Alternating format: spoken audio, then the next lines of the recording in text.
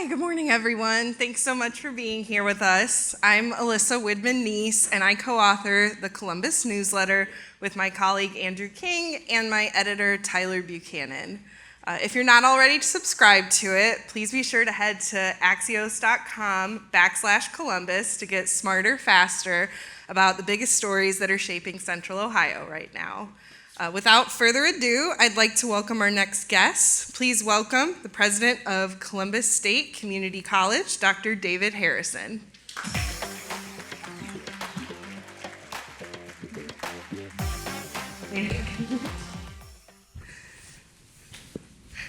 Thanks for joining us. Thanks for having me.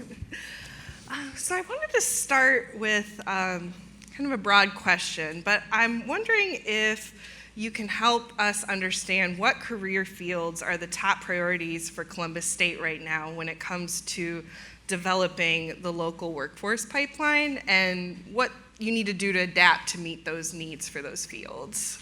So really, our current priorities fall in three broad areas.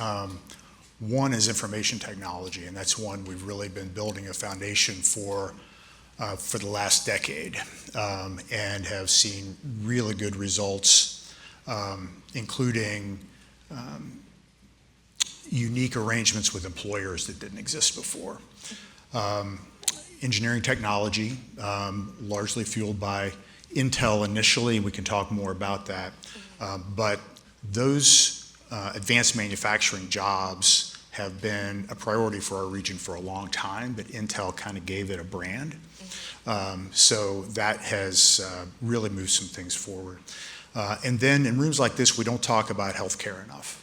And healthcare jobs are plentiful and in every community, and are really great opportunities for our students and for our citizens more broadly. So those three areas have been our priorities. There are others, culinary and many other construction trades and other programs that continue to thrive, but those are three that are strategic priorities for us. Okay.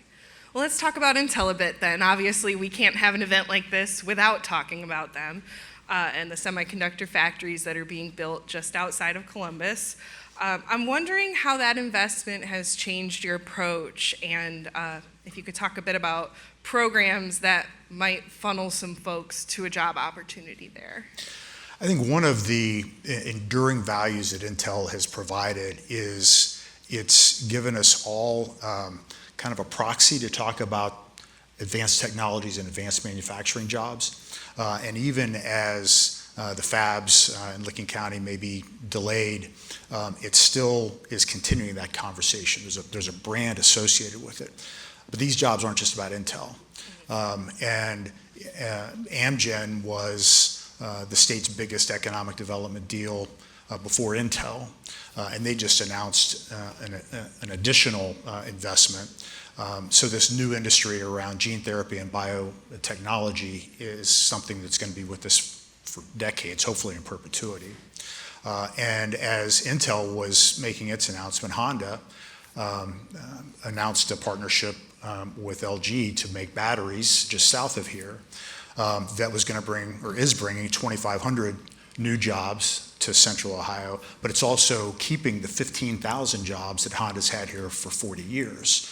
So that baseline really made a difference. And you can think about EV technology and semiconductor manufacturing and bioscience as three different industries. But as we were working with all of them, we knew they were all going to hire from each other.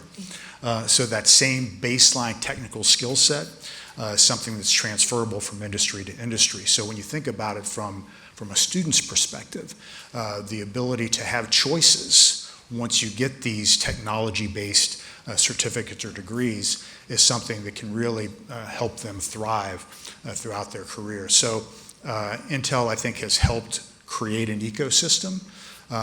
It's helped connect some dots, I think, regionally and statewide that are allowing us to grow into other fields that'll, again, stand the test of time. And I'm wondering, putting myself in a student's position, is a 2-year or a 4-year degree the end goal for them, or are there alternatives? And I'm also wondering, would those alternatives hold the same kind of weight in the job market as maybe the more traditional pathway? Well, I think students of all ages need to look at it as a lifelong process. And where you start is not going to be where you end up. And especially now as the job market changes, that continuous growth is going to have to be, is probably the most important employable skill set that a student can have. And the job market is changing dramatically. The bachelor's degree is an entry-level requirement for fewer and fewer jobs in every industry. So the ability for students to start their career with a certificate or an associate degree doesn't mean that the bachelor's degree isn't important, but it may not be critical for that first job. The other value in that process is it really does open up doors to eliminate student debt. You've got so many students who have the bachelor's degree as the first credential and are taking on mountains of debt and still not finding gainful employment. So the ability to come in with a skill set that is employable and then have the employer pay for your bachelor's degree is something that we see a lot of students doing. We've had a partnership with Honda and Worthington and others where that's been going on for more than a decade now. And that kind of continuum, I think, is something that's going to continue to accelerate. Well, I think that would have sounded pretty attractive to 18-year-old me, the no debt component. That's, Right. That sounds pretty good. I say all the time, debt is a choice, and people don't believe me when I say that, but there are so many options for students to make that avoidable. And we're lucky in Central Ohio because we've got employers that are leaning in creative ways. We've just got to help more people understand that. Well, one fairly new program that I definitely wanted to talk about was the Columbus Promise. I know that's gained a lot of attention recently. It's a program that provides local Columbus graduates from Columbus City Schools a free opportunity for a college education at Columbus State. And I know it's still new, but is there a way to sort of measure that return on investment? Like, do you know if the students who are going through that are going to be heading elsewhere, or are they going to try and stay here in our local workforce pipeline? I can't speak for every student, but these students are from here and they're gonna stay here by and large. Columbus Promise, I was just talking about student debt. I mean, this is a great example of how the community has come together to make sure that finances aren't going to be a barrier to students moving forward. A little bit of background. So I was at a community event in 2019. And Council President Shannon Hardin came up to me after and said, "Hey, I got an idea I want to run by you. Let's get together." And we did, and that idea was Columbus Promise. Wow. So his team and some Columbus State folks started working on what that might look like. And then COVID hit. George Floyd was murdered. There was a lot going on in early 2020 that derailed that conversation for obvious reasons. And then as we started seeing students coming to Columbus State with the COVID experience they had in high school, the learning loss was already evident just in the first year and certainly in the second year. So I called President Hardin back and I said, "Hey, if this is still something you're interested in, it's needed more than ever." So we got back together pretty quickly, put a path forward. The city put $5 million in. Columbus State put $1 million in. We were able to raise $5 million locally. Thank you to the private sector who stepped up in incredible ways. And we're able to launch it in 2022 for the class of 2022. So phase one kind of had the class of 2022, 23, and 24 for Columbus City Schools graduates. As you said, every graduate can come to Columbus State for 3 years, tuition free. And there are many other wraparound services that are part of that. From the beginning, we saw twice as many Columbus City Schools graduates who graduated in May come to Columbus State that fall. And not only that, not only were there more students, but the success rates of those students actually exceeded the success rates of those graduates prior to the pandemic. So we had a test case early on that it worked. And we've gotten better at it each year. Again, we were drawing plays in the dirt when this first started happening. If you think about 2020, 2021, 2022. And now we really do feel like we've got a repeatable process. So we've just recently launched what we're calling Promise 2.0. And the city has now put $10 million in.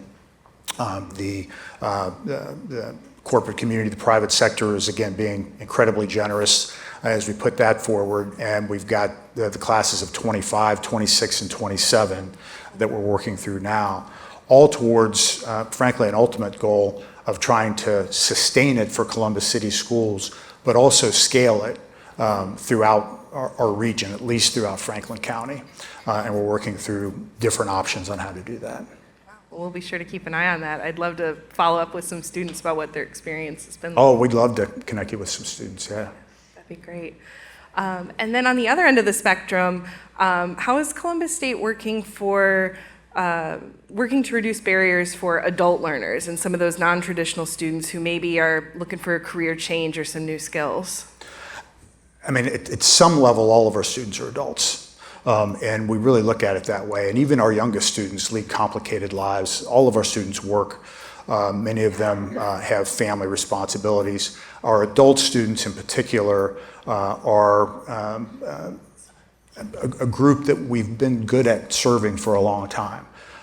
We've got a strong veteran population. We've got a lot of students who are working full time in other jobs that we're helping support. But we're also trying to eliminate key barriers in that regard. And childcare, transportation, housing, even food are barriers that we try to eliminate. We talk about making help unavoidable, and that's especially important for our adult students. So having on-campus childcare has been a real important step going forward. The ability to help them understand that they aren't going to be the only ones like them in their classes, and getting over that initial barrier is difficult. But the learning environment that creates a real diverse group in our classes, where we've got students of all ages that are part of that, it really becomes an ecosystem that is again a powerful learning opportunity for both our adult students and our younger students. Great. Well, we're about to be out of time. I'm wondering if there's any takeaway you want to leave for folks in the audience. Thank you for that. I want to thank JP Morgan Chase. I won't go into the detail because we're already in red numbers here on the clock, but Chase has been an incredible partner pretty much the whole time I've been at Columbus State, and I've been in this role for 15 years. And the venture capital that Chase provides really allows us to do the kind of work that I just talked about. And the ability to come in and partner with us as opposed to dictate how to use the funding really matters, because that allows us to build on the strengths we already have. But having Chase's support really provides the mortar for the bricks of the projects that we're working on as a college and as a community. So I appreciate the opportunity to just extend that gratitude to Chase. They've been great partners. Great. Well, we are out of time, but thanks so much for joining us. Thank you.